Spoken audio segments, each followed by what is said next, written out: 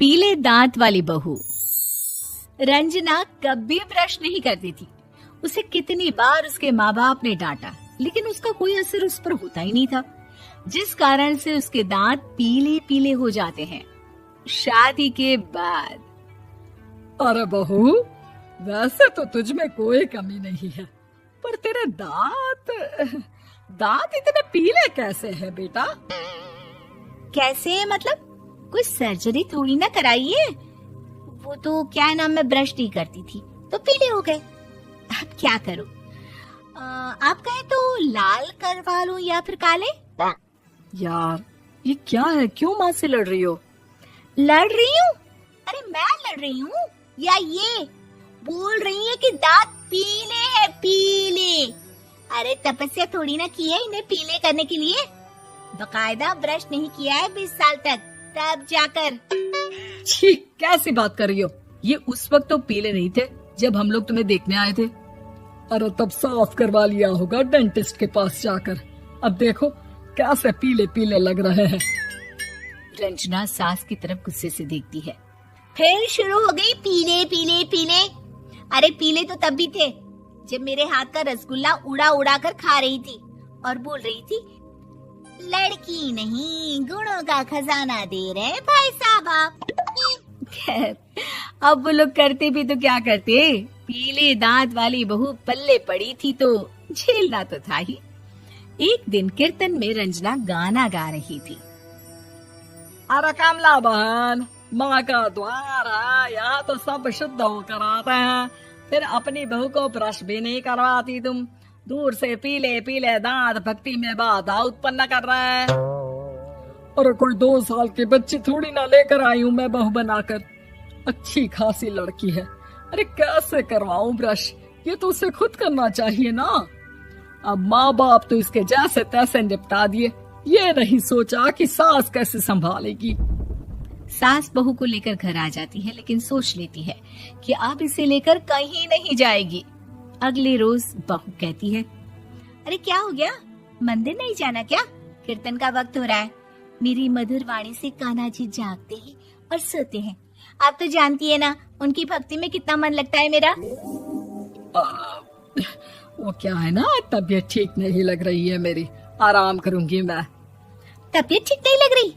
अभी तो मिथुन के गाने पर नाच रही थी आप, और अब बोल रही है कि तबीयत ठीक नहीं लग रही। अरे भक्ति में मन लगा लो सासू माँ, ऊपर जाना है, क्या मुंह दिखाओगी आप? हाँ?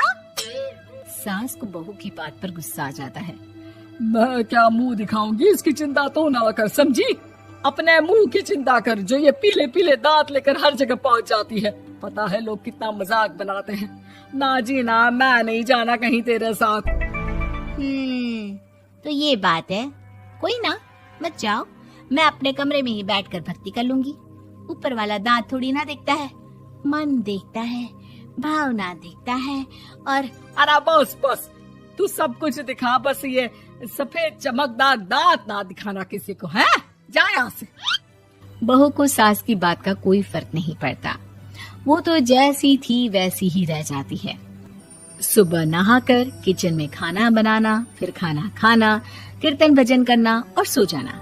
एक दिन, माँ जी मैं सहेली के घर जा रही हूँ, शाम को लेट आऊंगी। हाँ, तो जाना, मैंने कौन सा तेरी आरती करनी है घर पर बैठकर।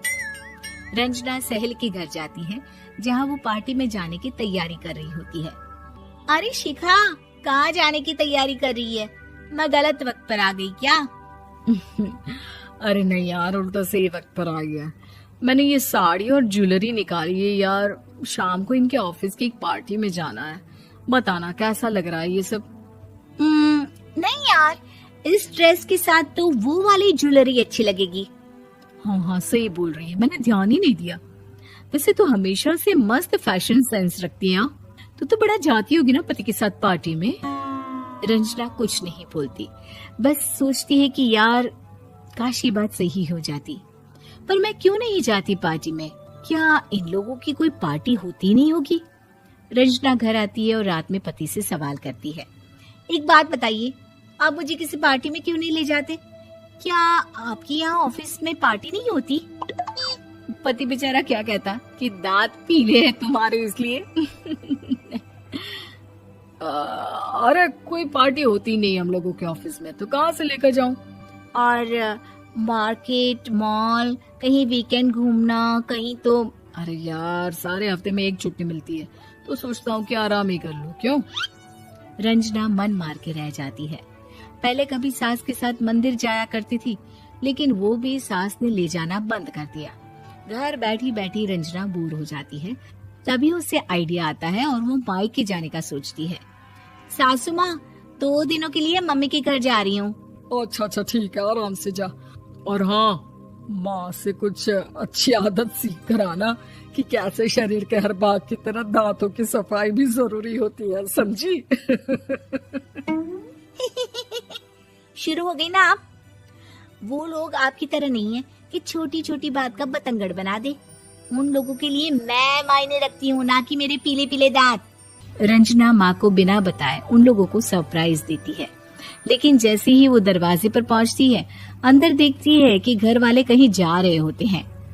अब माँ, काश रंजना दीदी के दांतों वाली प्रॉब्लम नहीं होती, तो वो भी हम लोगों के साथ चलती ना बुआ जी की बेटी की शादी में। हाँ बेटा, लेकिन अब उसे कौन समझाए कि उसको उसके पीले दांत नहीं दिखते, लेकिन उसके आसपास के लोगों को कितना एम्बैरेसिंग फील कराते हैं। मुझे तो कितनी बार उसके स्कूल की टीचर ने शिकायत की कि उसके साथ कोई लड़की बैठना भी नहीं चाहती, और ना ही कॉलेज में कोई उससे बात करना चाहता था। लेकिन पता नहीं क्यों उसे ये बात समझ में ही नहीं आती। कोई कमी नहीं है उस लड़की में, बस यही कि दांत पीले हैं। वो तो भला हो जीजा जी और उनकी माँ का, जो दीदी को जैसी है वैसे ही रखा हुआ है। रंजना को अपने घर वालों की बात सुनकर बहुत दुख होता है। वो सोचती है कि वो क्या करे, लेकिन फिर वो सीधा डेंटिस्ट के पास जाती है, अपने दांत चमकाती है और कसम खाती है कि वो रोज ब्रश करेगी। अरे क्या हो गया? तुम तो 2 दिनों के लिए गई थी ना, पर कोई ना, अच्छा है, चलो आ गई तो। रंजना सास के सामने आकर खड़ी हो जाती है और पूरी स्माइल करती है, उसके चमकदार दांतों को दिखाती हुई। हैं? चले मंदिर? माँ, मुझे माफ कर दीजिए, मैंने आप लोगों को बहुत एम्बैरेसिंग फील करवाया। मैं आज से रोज ब्रश करूंगी।